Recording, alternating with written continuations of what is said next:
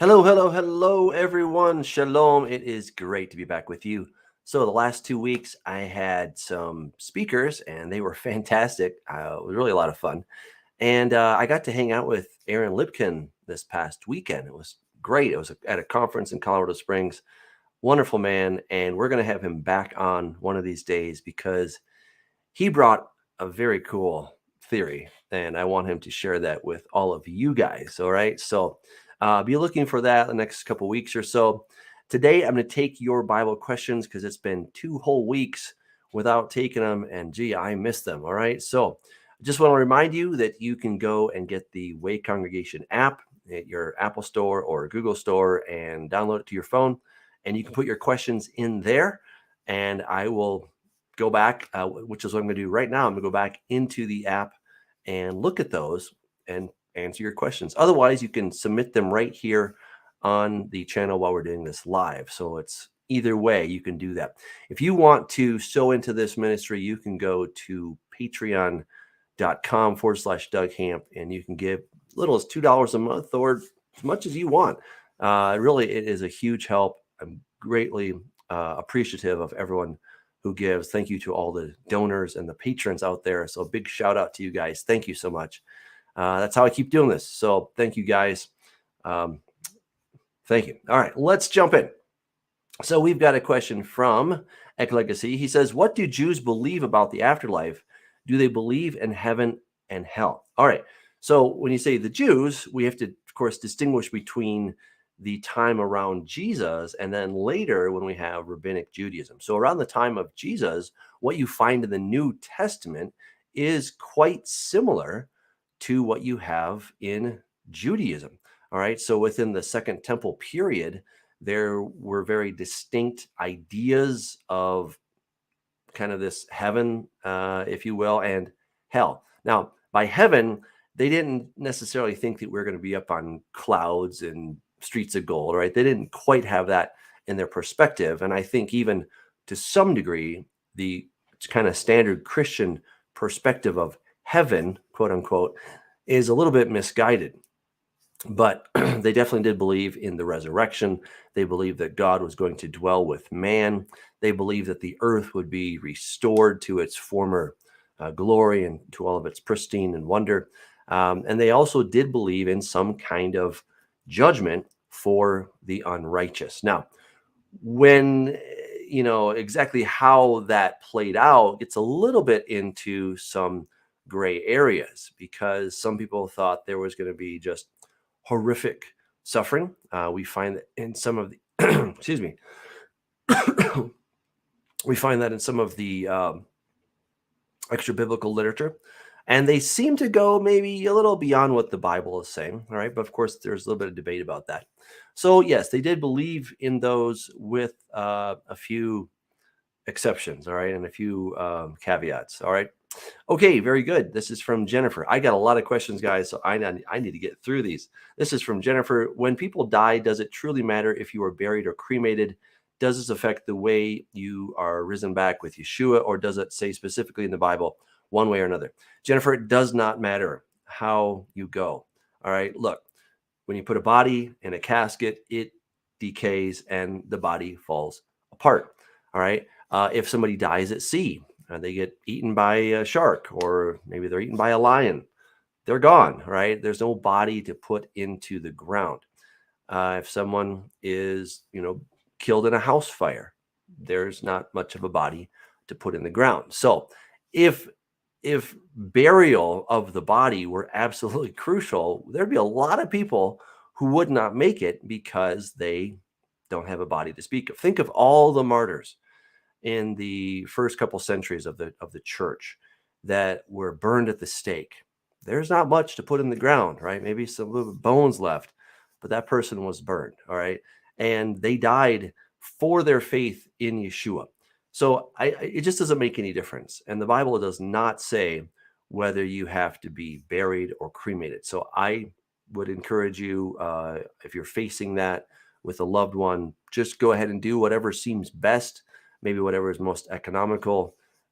Personally, I'm fine with being cremated because you know what? I'll be dead. I won't be here. And so I don't really care what happens to my body after, Because here's the thing, God is going to put it all back together. He's going to take the dust of the earth and he's going to blow into it. And he's got a record of my DNA and that code. He knows where to store all that. He's God. He can do all that. Trust me.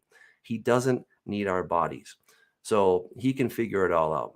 All right. This is from Sean Benson. I hear so many people quote Paul saying to be absent with the body is to be present with the Lord, which leads many to believe as soon as you die, you're in heaven. I do not believe that. What is your opinion on this? Thanks. Sean, I would agree with you. I think they've taken the one passage from Paul and then they've made that the rule. Whereas we see in Scripture, certainly with Daniel, he was told that he was going to sleep in the dust. There's a whole bunch of discussion about sleeping, right? Jesus even uses sleep as a euphemism for death, right? And so this whole idea is that you're asleep. Now, again, I think you can make a case for either one in Scripture. For example, when you take a look at Revelation, and I'll take us there right now, but in Revelation chapter 6, you clearly have some dead people and they are sentient, right? Their brains are working, they're wondering, right? So here we are, open the fifth seal. I saw under the altar the souls of those who had been slain for the word of God and for the testimony which they held. And they cried with a loud voice, saying, how long, O Lord, holy and true, until you judge and avenge our blood on those who have dwelt on the earth?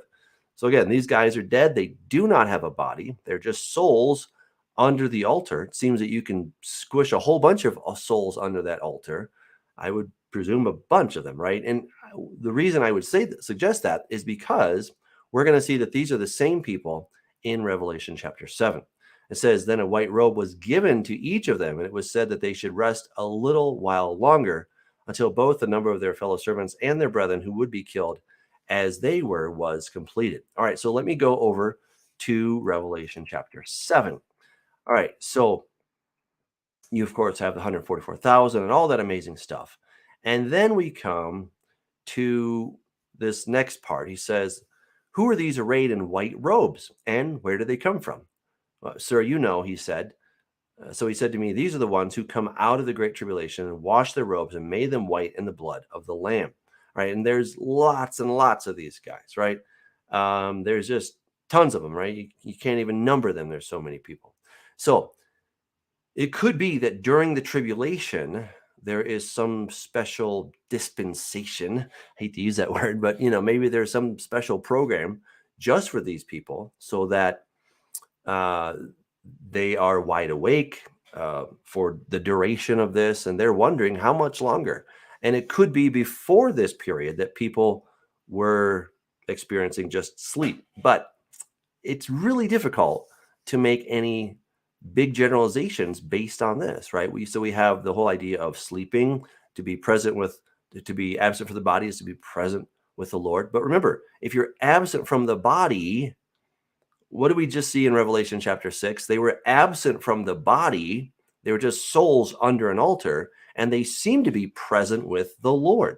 So if that's it, if I'm absent from the body and I'm present with the Lord, that means I'm probably under the altar, and I might be saying, are we there yet? Right? Frankly, I would rather just sleep. If I had a choice in this, I'd rather just be out so that when I close my eyes in death and then I open my eyes at the resurrection, for me, no time has transpired, right? Because that's what happens when you're dead and unconscious and you can't think of anything because you won't even notice it.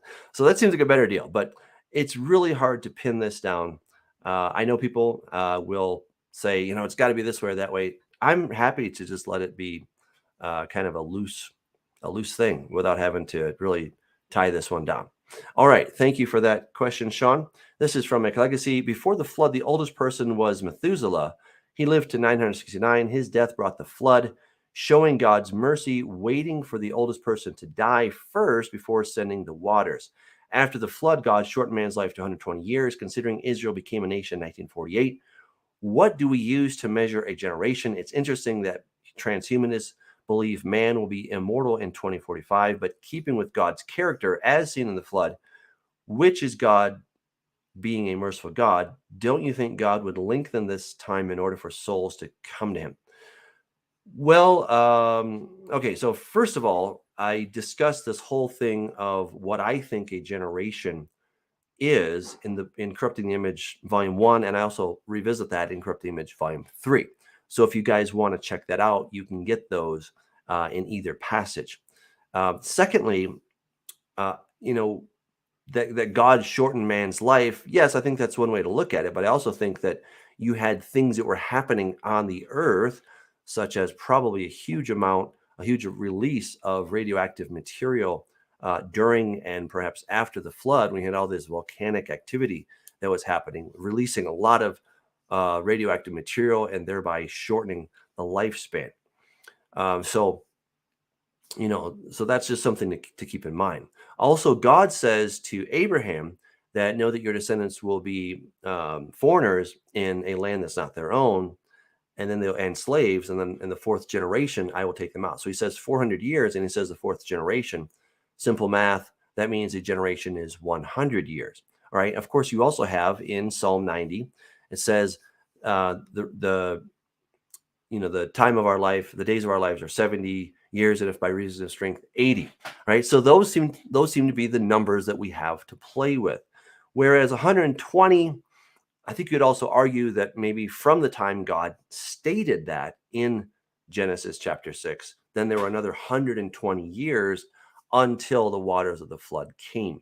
So I'm not sure that we can really use that as a measure for what the human lifespan can be or ought to be, because you see, for many hundreds of years after that event, you still have very long lives, right? Shem lived to be 600 and something. Other guys were living until their 400s. You then had, in fact, Nimrod, I calculated his lifespan probably about 400 years old, just as a regular human, not to mention becoming this hybrid, how long he would have lived. So he probably lived a lot longer than that. And of course, Abraham, he made it to 175. Jacob made it to 145, I think it was. And then by the time we get to Moses, then it's down to 120, and then it even goes down below that, right? So nobody really hangs out at 120 years.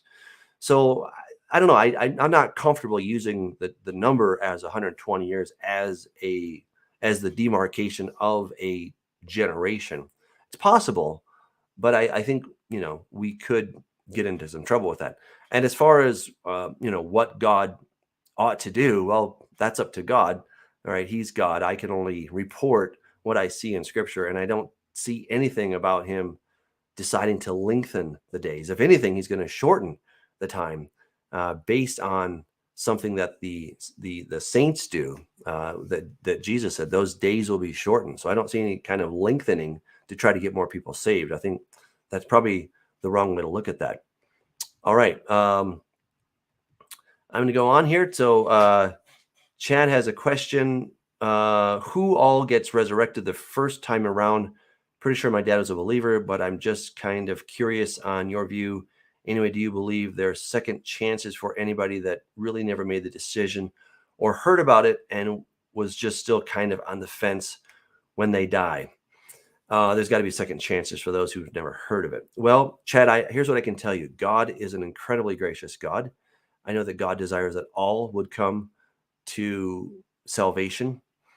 And the first resurrection has of course, obviously, has not occurred yet. And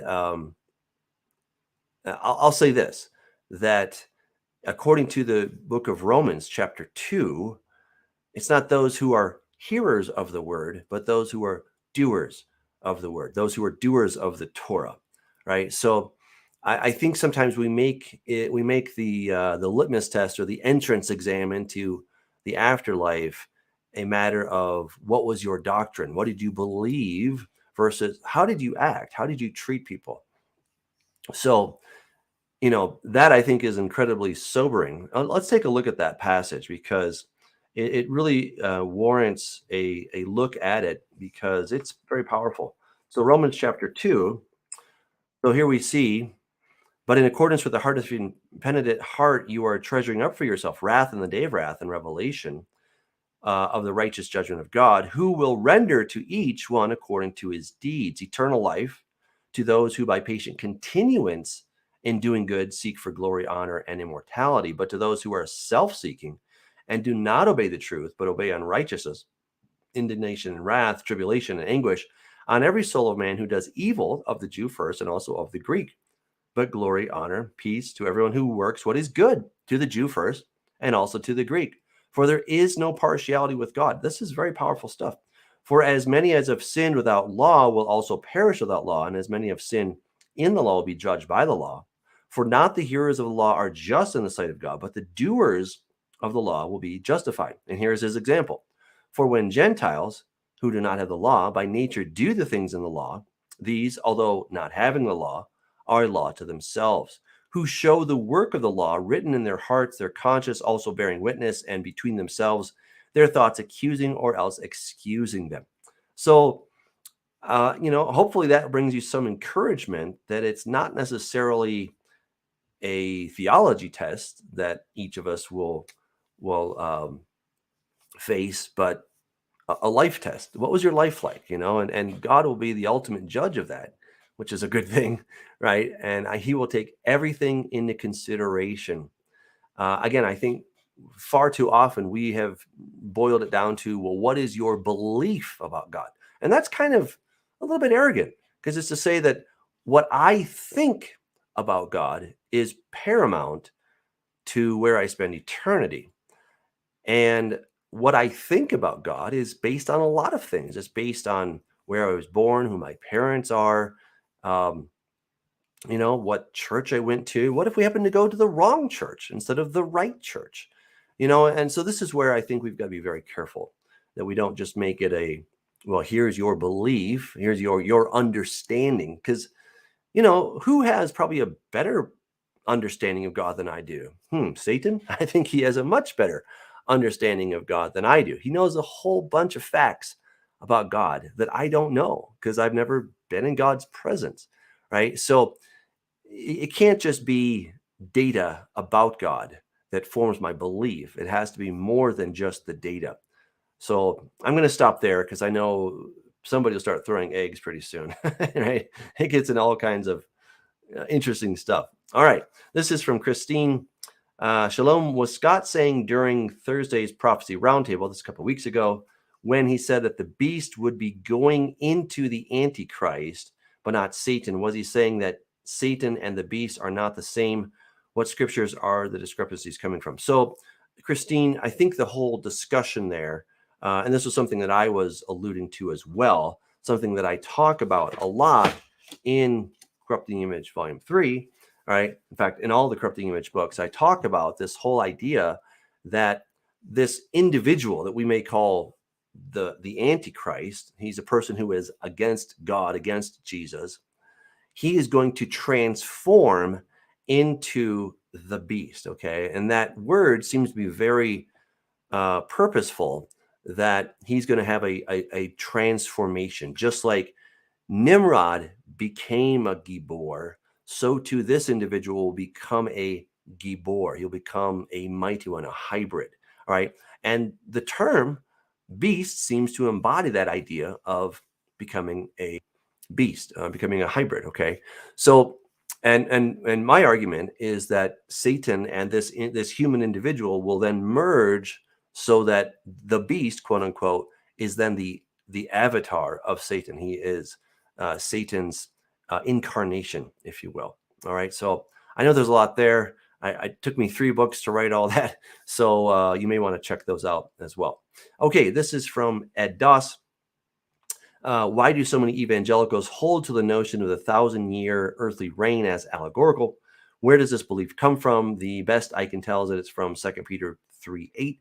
It seems to me that embracing the truth about the millennium would open up so many antinomian eyes. Ed, I completely agree with you, but we have to understand that it was because of Augustine and this trend that was leading up to Augustine that they basically in their theology decided that the Jews had done a really bad thing, right? That they were responsible for the death of Jesus. And so therefore God took the kingdom away from the Jews and he gave it to somebody else, namely the church. All right. So the way that they, in order to have a semi-consistent interpretation, they had to take all of the things that clearly were speaking about Israel and were speaking about a physical kingdom. They then had to allegorize those and say, well, it's not really just, it's not literal, but it's more allegorical. Now, they did for a time believe that it would actually be a literal 1,000 years. And when that came and went, they had to, of course, alter their theology to agree with the fact that more than 1,000 years had gone by. So I completely agree with you. If we got really back into this understanding that God has a plan with all Israel, including the Jewish people, then I think the 1,000 years would really come back. But, hey, it's tradition, right? And the church is full of tradition. And I don't think those people are going to give up that tradition anytime soon, which is unfortunate. All right. And this is another question. Hey, Dr. Doug, how can we in Western culture celebrate the Jubilee year? Well, it's going to be certainly difficult for us as a society to celebrate the Jubilee year. For one, we don't know exactly when it is. There are some debates about when that is. And depending on who you listen to, it could be, a number of different options, right? So you probably have to pick one. And then the next thing is, unless everybody participates in this, it becomes very difficult. So then the question is, how do I do it, right? How can maybe we as a small little group? Well, I suppose we could pick a date and we could say, what, on this particular year, we're going to forgive people. We're going to forgive them debts. We're going to forgive them all kinds of stuff, offenses and you name it, right? So it would take some agreement within even a small group. It would take some agreement to come up with the right date and all this other stuff. And I think that's going to be pretty difficult because, it seems like a number of Messianic congregations and other people can't even agree on which calendar we should use, when Sabbath is, and, a number of other things. So getting to agree on the Jubilee time, that seems like a big stretch to me. I know God can do all things, but he'll have to do it because that's a pretty big one. All right, this is a question from Christine. One of the older prophecy roundtables, Scott said something about our great-great-great-grandmother was an Egyptian high priestess. Do you happen to know what he meant by that? Well, so the wife of Joseph was an Egyptian high priestess, right? So I think that's what he was talking about, is that, if you are now part of Ephraim, right? Again, Ephraim, one of the sons of Joseph and his wife, obviously, then, we've been brought into the house of Israel, which is Ephraim. And so therefore, if we trace that back through our genealogy, then that would mean that we're related to this Egyptian high priestess. That's what he's getting at. All right, this is from Jennifer. Today's service, we talked about the bulls of Bashan. I looked where it was in the Bible, which is Psalm 22:12, talking in prophecies. I'm trying to link it to Matthew 27, who these people truly are, because it talks about bulls, but in reality, it's certain people. Those people I see are chief priests, scribes, and elders. Can you please elaborate a little more on this for a clear understanding? Yeah, so Jennifer, what I was getting at is that the bulls of Bashan, first of all, the word bulls is abirim, and it does refer to cows or bulls, but it also has really this angelic sense about it. In fact, if you go to Psalm 78, when it says that men ate angels' food, the word for angels there is abirim, right? So that tells us that it's not just talking about ox or cows or bulls, that we would find on the farm. It's talking about spiritual beings who have bull type qualities. All right. Now, the word Bashan, I've explained in Corrupting Image Volume 2, especially, that Bashan, it means a snake dragon, and it's referring to fallen angels, right? It's referring to the bad guys, the bad spiritual, the unclean spirits. That's who it's talking about. And the whole area of Bashan was their playground with Mount Hermon as kind of their sacred mountain, right? And that was known as Mount Bashan, or the mountain of Bashan. All right, so what I was suggesting is that when Jesus was on the cross, Psalm 22 talks about a lot of things in the physical realm, but then you have this bulls of Bashan. What was it talking about there? It wasn't talking about something physical, but it's talking about something spiritual, something that only Jesus could see. And of course, King David, who saw it in a prophetic sense, right? He saw that with his prophetic eyes. And so he wrote about that. But had you been there, and unless God gave you special optics for that, you would not have seen the bulls of Bashan, but they were very much present. Too much to talk about right here and now. But if you want to go back and revisit that in Corrupting the Image Volume 2, I talk about that in the latter third of the book, right? So I think the chapter is No Other Way, if memory serves me correctly. So check that out. All right, this is from Sarah Groover. There are those saying you can cook on Shabbat. In Exodus 16:23-24. It says, bake what you will bake and leave the rest till morning, and it won't breed worms. They say this implies that it was uncooked and therefore a miracle, since it doesn't explicitly say bake for tomorrow today. An Aramaic Targum says that which is needful to have to bake for tomorrow, bake today. Are there clues in the Hebrew to tell us which translation is right? Well, Sarah, yeah, I'm not aware of anything in the Hebrew that would give us any clues. Understand that the Aramaic Targum is not a literal translation. The wonderful thing about the Targumim, which I love, is that it's actually an expansion of the text, right? So it's very much interpretive of the text. Now, I would not say that it equals thus saith the Lord, but what it does is it tells us how they were understanding it when they wrote that. Okay, so again, it's very interpretive. So that would be their interpretation in the Targumim. But again, the question, can you cook on Shabbat? Well, yes and no. Can I take something from maybe my freezer and put it in the microwave and hit, the button a few times? Yes, right? Because the microwave is a labor-saving device.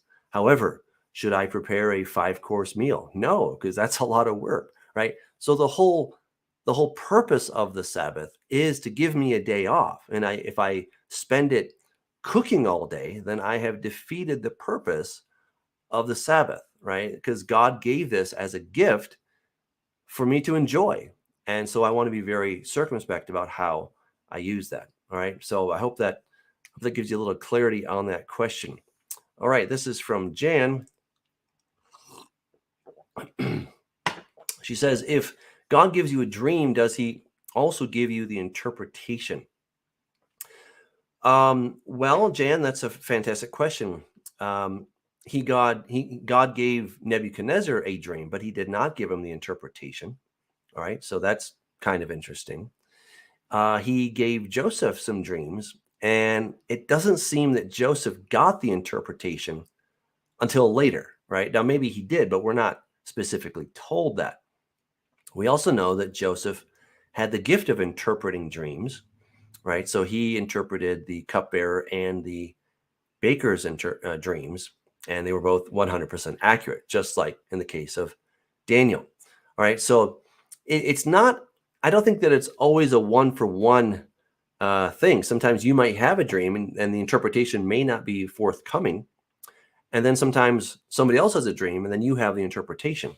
Remember when Peter had a dream, right? He was up on top of the tanner's roof, Simon the tanner, right? And it was around lunchtime and Peter got sleepy and he falls into this trance or deep sleep or something. And he sees this sheet coming down. He wakes up and tap, tap, tap. There's a knock on the door. He goes down and there's 3 guys there. Well, that's interesting. And they're Gentiles, right? They're not Jews. And the Spirit says, go with them. So the whole time he's wondering, I wonder what this means. What could this possibly mean? And only when he got to Cornelius's house did the answer become evident to him that the interpretation of the dream was, you're not to call men common or unclean. It had nothing to do with food, as many people suggest, But Peter then interprets his own dream, but it wasn't that God just gave him the interpretation as, the moment he woke up, and then suddenly God says, this is what it means, Peter, right? It took the process of discovery for him to understand what the dream meant. And then he says as conclusion, oh, now I get it. All right. This means I'm not to call any man common or unclean. All right. So I think you could really go at it both ways. And I wouldn't necessarily look for a rule in that. I think God is God and he does really cool God things. All right. This is from Sean. In Job 41, the Lord talked of Leviathan. And from the wording, it seems like Leviathan could talk and also breathe fire. Possibly the same thing in Daniel 14, Bel and the dragon. What is your opinion on this? Well, yeah. So Job 41 is certainly an interesting passage, and it does seem that he can certainly breathe fire. I would very much agree with that. Whether or not he could talk is, I would suggest, maybe not clear from the text. He certainly seems very intelligent, and he seems to be playful, maybe in sort of a naughty sense with people he doesn't like. So I don't know that it necessarily means that he could, physically, verbally talk with other people.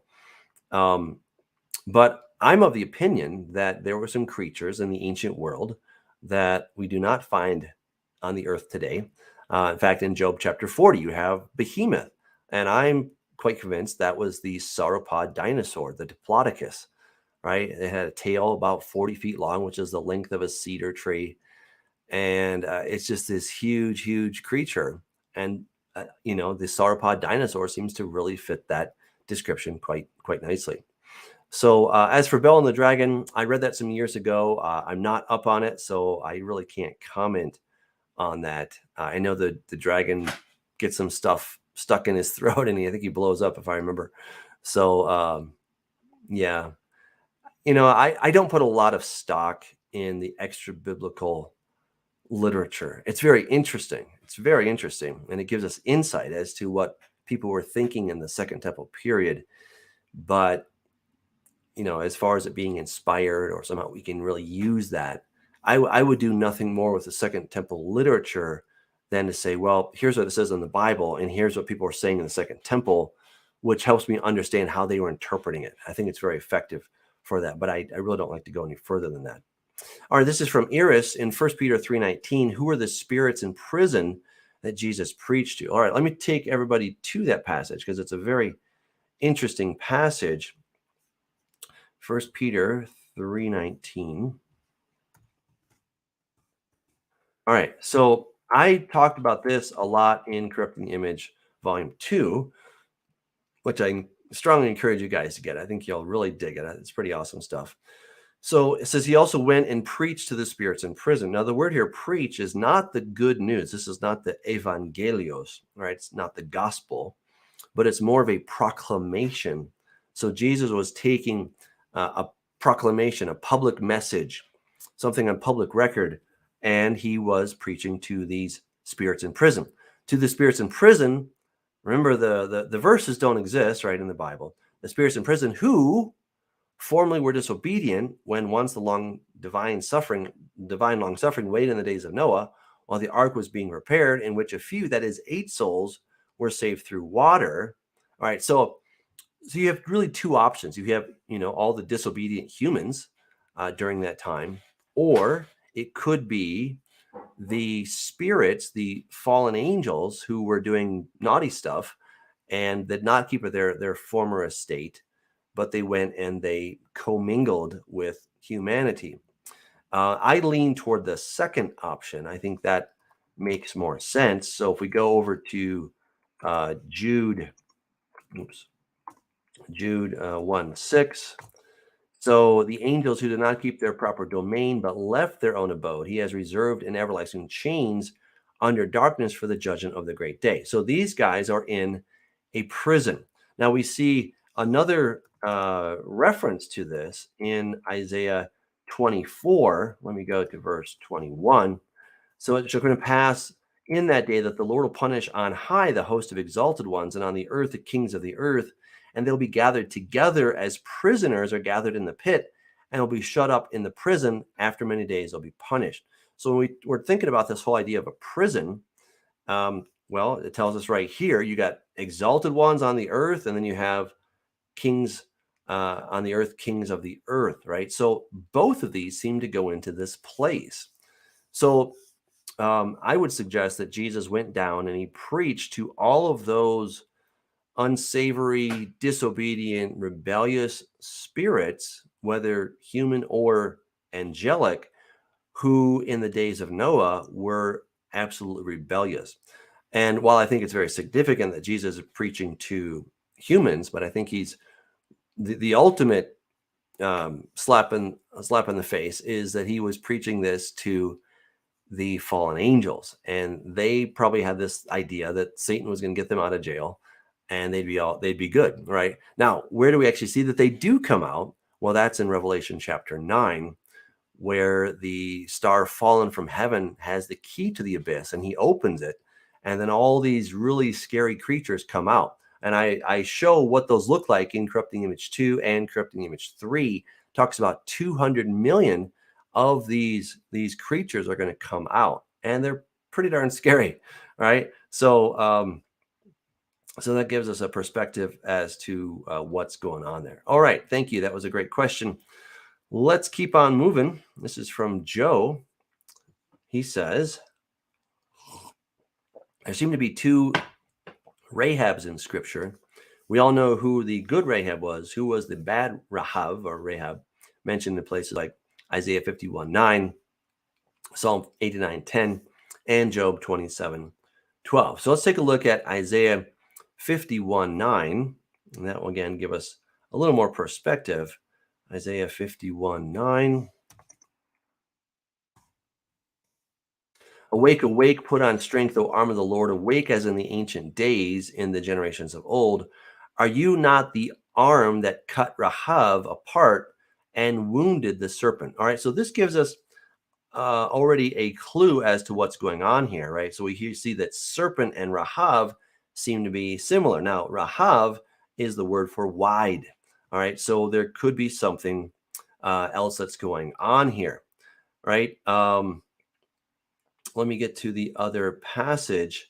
So in Psalm 87, I will make mention of Rahab and Babylon to those who know me. Behold, O Philistine Tyre with Ethiopia, this one was born there.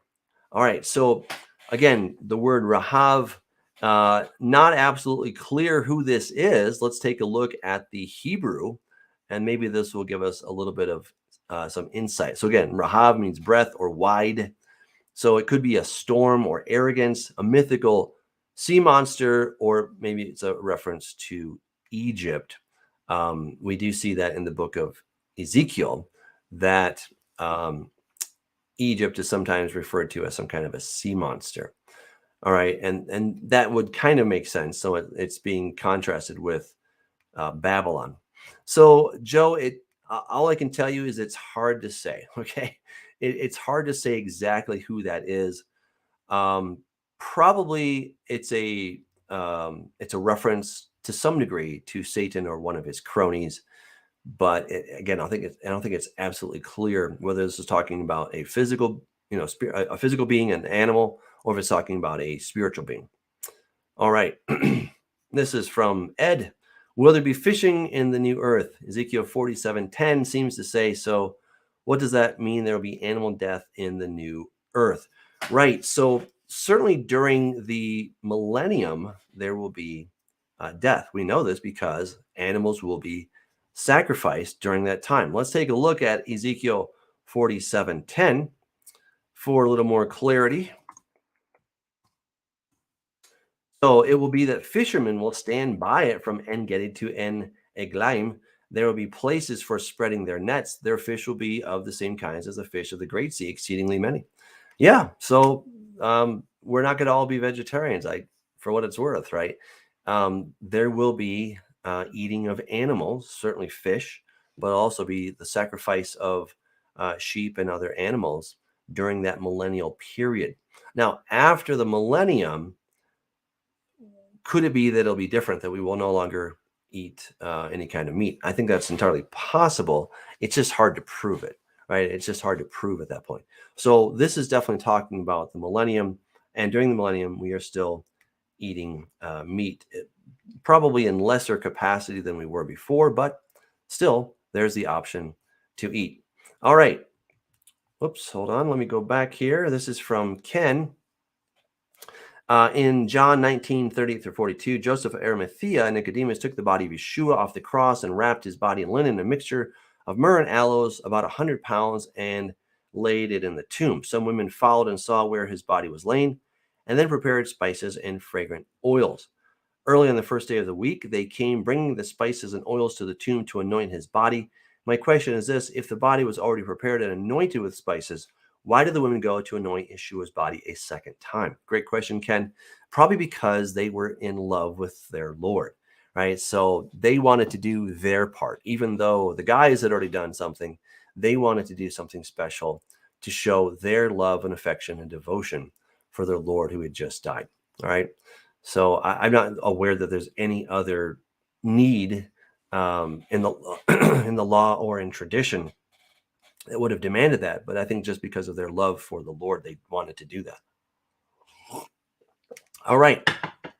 This is from Lavina. How do we explain Ephesians 5:25 without getting caught up in supersessionism? Was Christ to give himself up specifically for the church, or was it to read his people, aka those he chose and who chose to follow him? All right, so Ephesians 5:25, that's a great one. Let's take a look at that right now. Ephesians 5:25.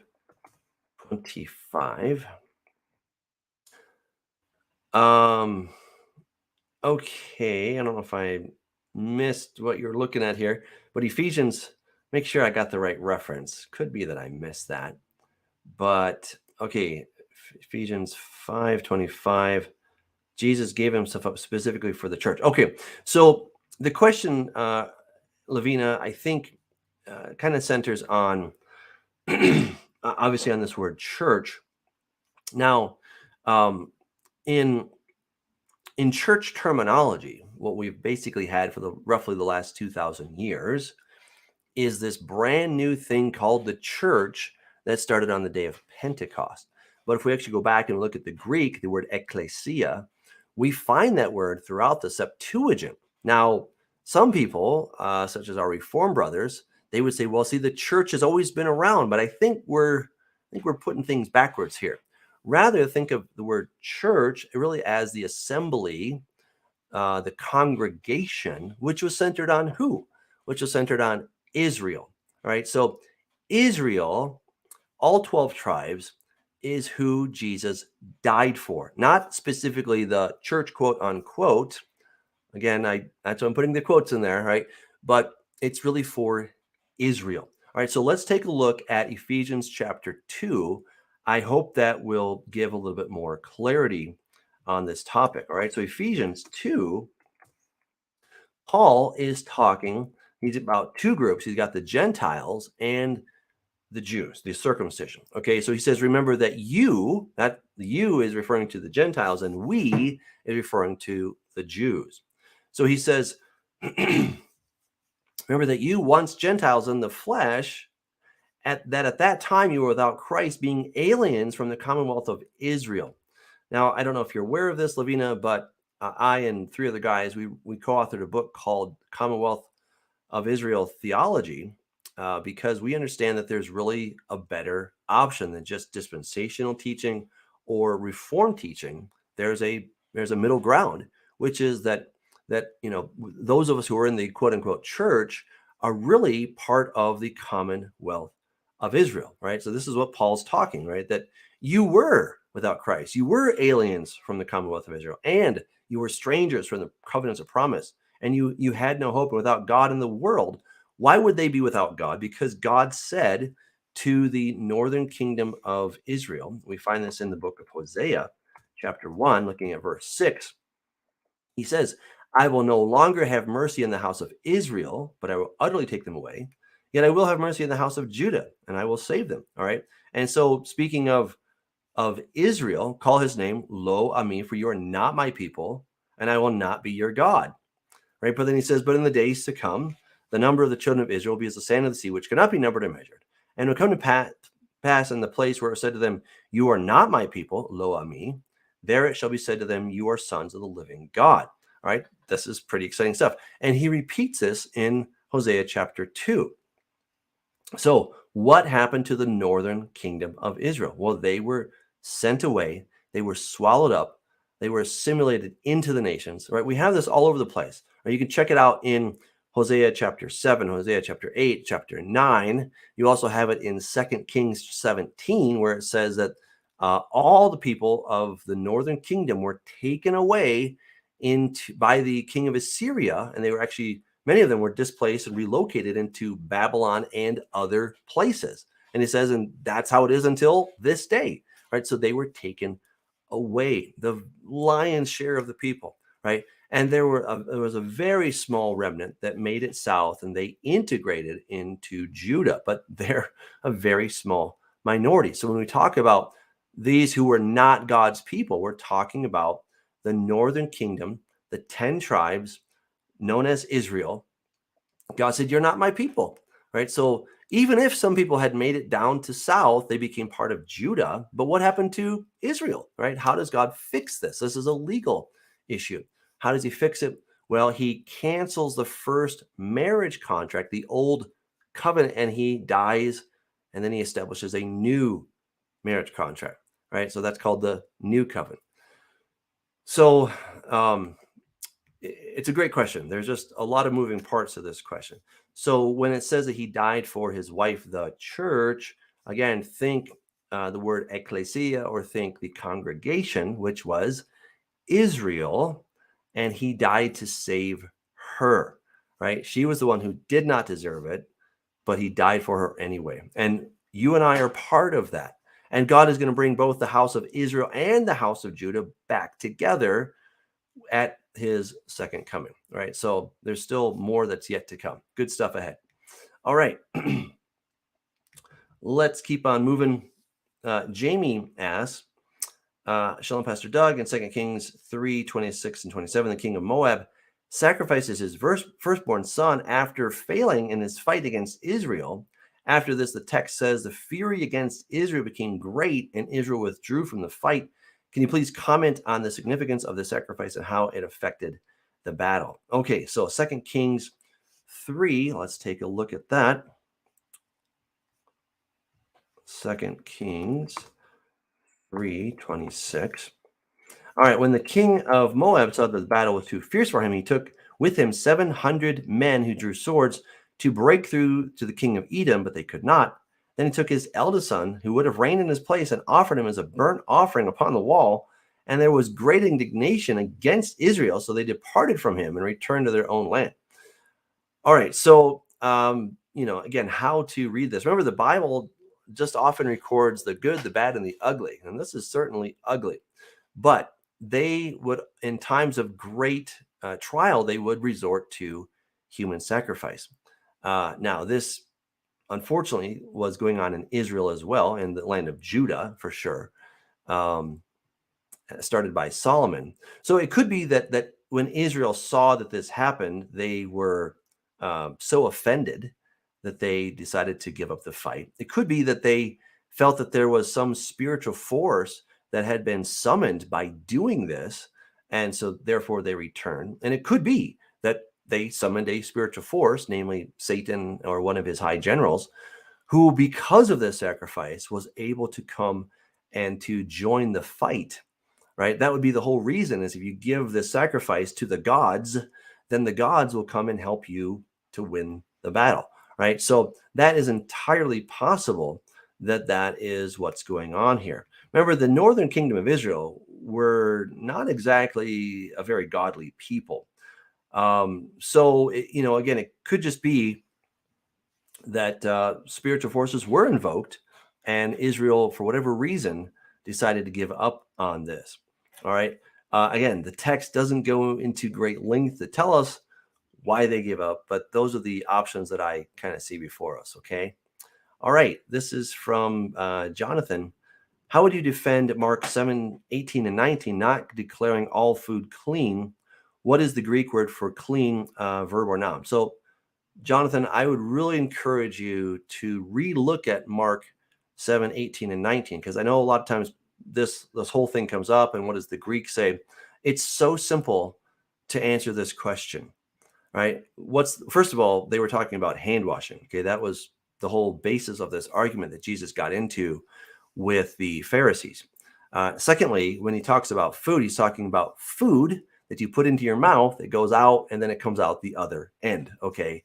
And so therefore it's purifying, it's cleansing out from the body all foods. Now here's a key word, the word food. What is food? That's all you have to understand to be able to defend this.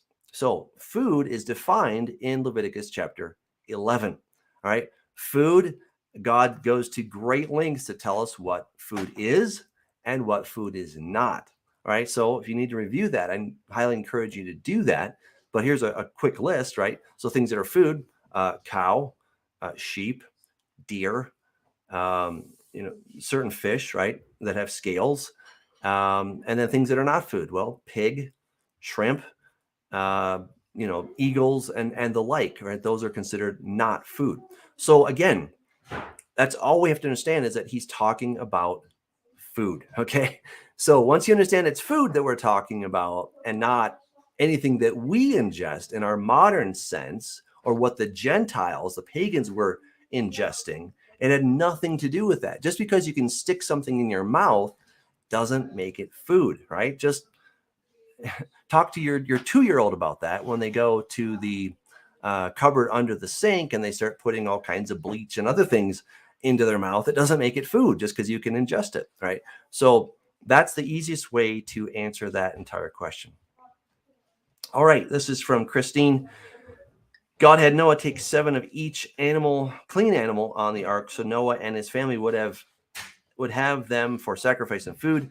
But after the flood, God tells Noah in Genesis 9:3 that every moving thing that lives shall be food for them.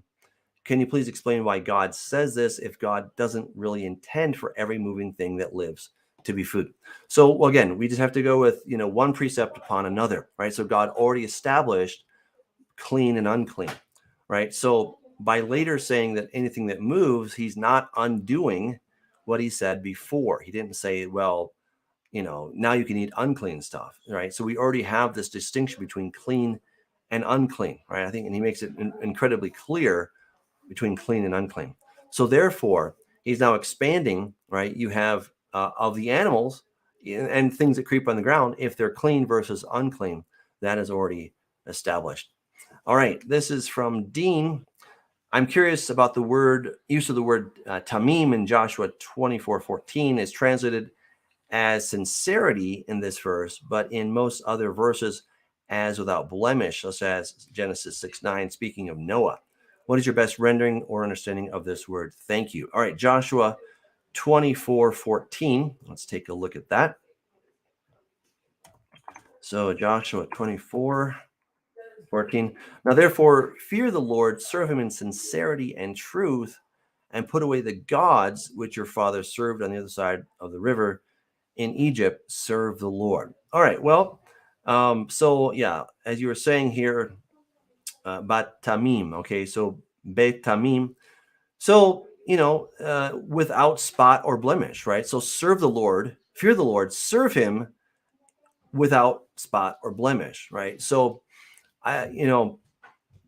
certainly it has genetic implications, very strong genetic implications, but here it's being used in a sense of how you ought to serve the Lord. So we use this in an adverbial sense, right? So it's just taking on. It's doing what other languages do, that sometimes there's a word, but we can use it in a different context, and then it has a different application or a slightly different meaning, right? So the basic core meaning remains roughly the same, but the way it's being used will determine a different word. And so it's being used at a different usage here, and that's going to require something other than unblemished, right? You could say serve him, unblemished and in truth. I think that's a fair translation. Sincerity, I think that's also a fair translation. All right. Very good. Let's get to our next question. This is from Christine. Are there any passages that let us know for sure that the 2300 couldn't be talking about years instead of days? Christine, not in my opinion. I don't think we have any definite passages that are actually speaking about that. All right. All right. We've got a few more questions. I can't believe I got through all those. This is pretty exciting. All right. This is from Marco Kane. Hello, Mr. Hamp. Why did Paul go to Ephesus when he was warned twice not to go? Once by the Holy Spirit and second by Christ himself. Also, why had he not expounded on Christ's parables in his epistles? Well, okay. So I would need to see where he was warned to not go to Ephesus. I know he was warned not to go to Jerusalem. I don't recall him being warned to not go to Ephesus. So I'd have to see that. I'm sorry, Marco.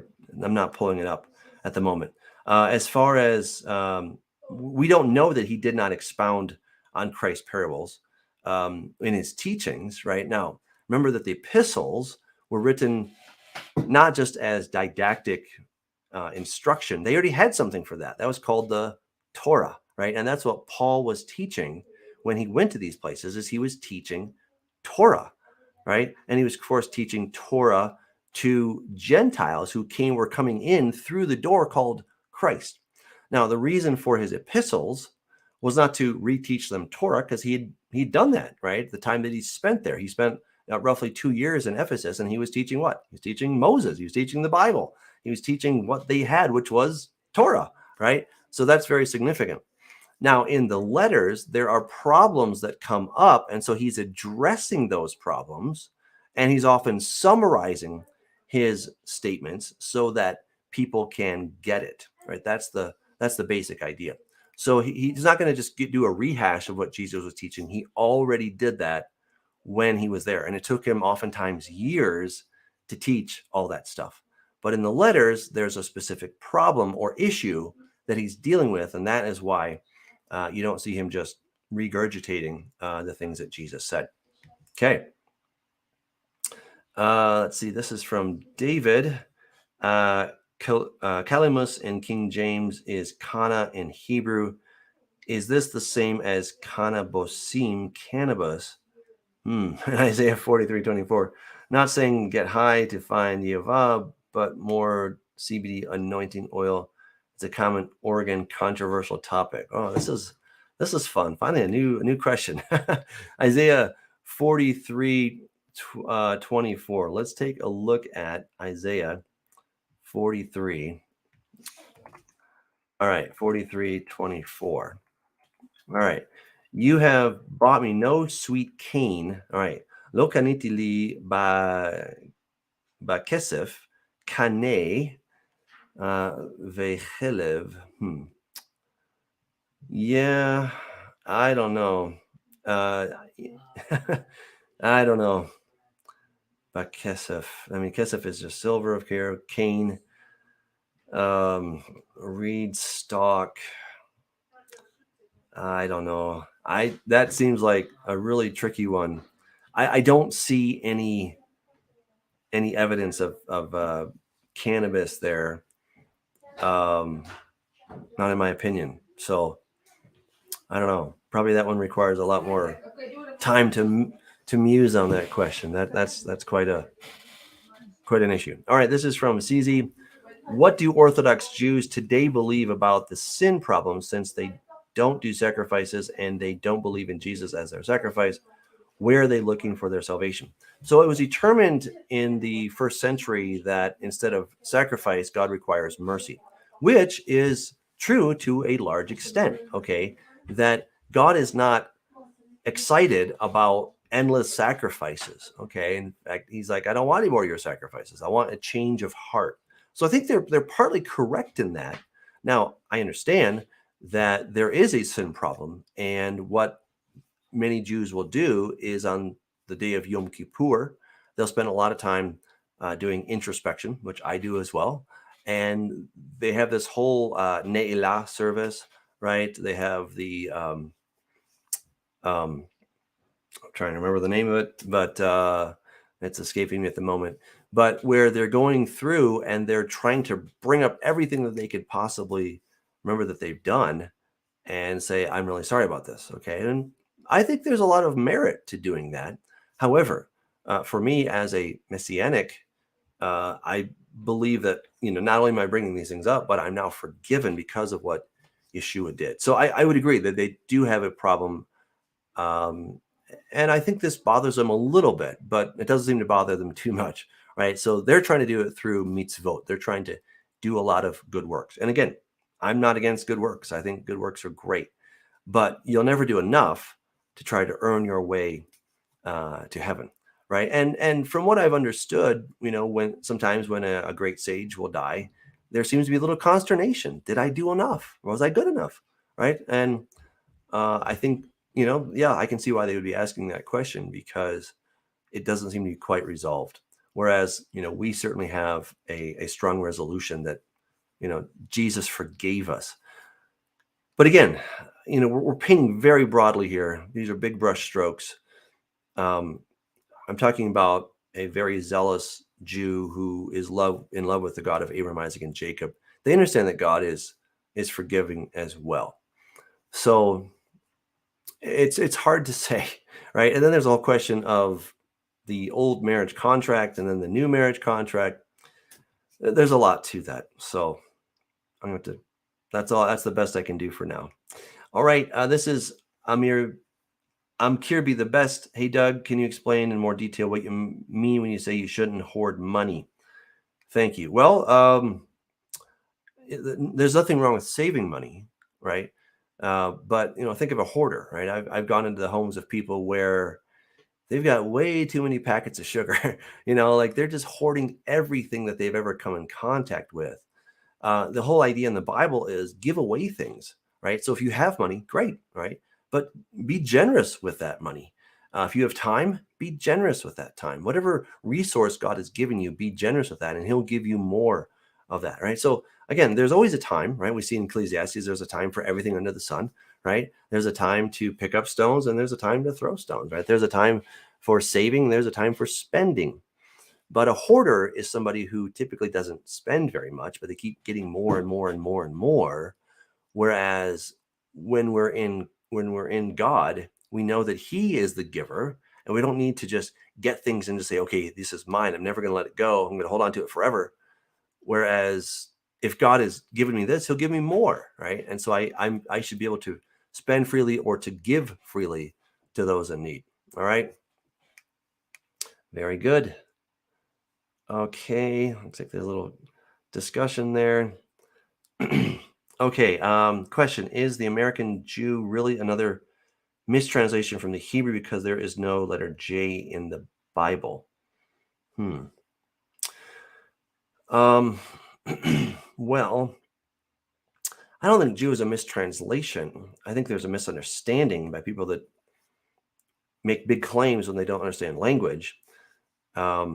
So in English, we have the letter J, and it's pronounced J, like jelly, right? But in Latin, for example, it would be yelly instead of jelly, okay? And it would be, well, I can't say you because that doesn't work. But, so Jesus versus Jesus, right? So because that's how they pronounce that letter in the ancient world. Now, the word Jew, that comes through a number of different iterations and languages. But when we go back to the Greek, right, it's the Judea, right? And there's no H in Greek, so they can't even pronounce that. So if we go back to Hebrew, it's Yehuda, Yehuda. But again, from Yehuda to Greek, there's no letter H in the middle of a word. So it becomes Judea, right? So we're already losing a letter. And then as the language continues, people are not going back to the Hebrew. Oftentimes they don't have it, or they don't care, or they just don't know. And because that's not how languages work. Languages just typically evolve, right? So then you go from this very Greek speaking world into the Latin, and then you go into from Latin to the Romance languages, and eventually we get to English. And, it just keeps going from one thing to another until finally it goes from Yehuda or Yehudi to eventually becoming Judio to Jew, right? And that's it. That's the story of that word. So again, I don't think it's a mistranslation. I think people who don't understand languages keep making bold claims about things they don't understand, which is very unfortunate. And then people have more questions because it's the blind leading the blind, unfortunately. So, all right. This is from Iris. Matthew 27:52. Were these resurrected to immortal bodies or back to mortal bodies like Lazarus? Iris, we don't know. I would suspect that they probably had their immortal bodies. They were probably the first of the fruits that got their immortal bodies. But again, that is just rank speculation on my part. All right, this is a question from Mark. At the crucifixion, the graves were open and they showed themselves to people. Did those resurrected remain alive or go back to the grave or what? I think I just answered that. So very cool. They probably went with Jesus and ascended with him. That's what it says in Ephesians, that when he ascended, he took captive, right? He took those who had been captive with him up to heaven. Okay, very good. I think I got through all the questions. That's pretty exciting. Thank you guys for those fantastic questions. And again, I'm looking forward to when we can have Aaron Lipkin on again. Also, we're looking at having another tour to Israel, so probably 2024. All right, so start thinking about that. We're going to go with Lipkin Tours. I'm really excited about that. So that'll be fantastic. And, start saving your money and thinking how we can do that. We'll go in the spring, probably April, sometime in there. So just start thinking ahead. Thanks again for the questions. And I hope you can join me tomorrow for the Way Wednesdays. And then on Thursday, we have Prophecy Roundtable. That'll be fun. As always,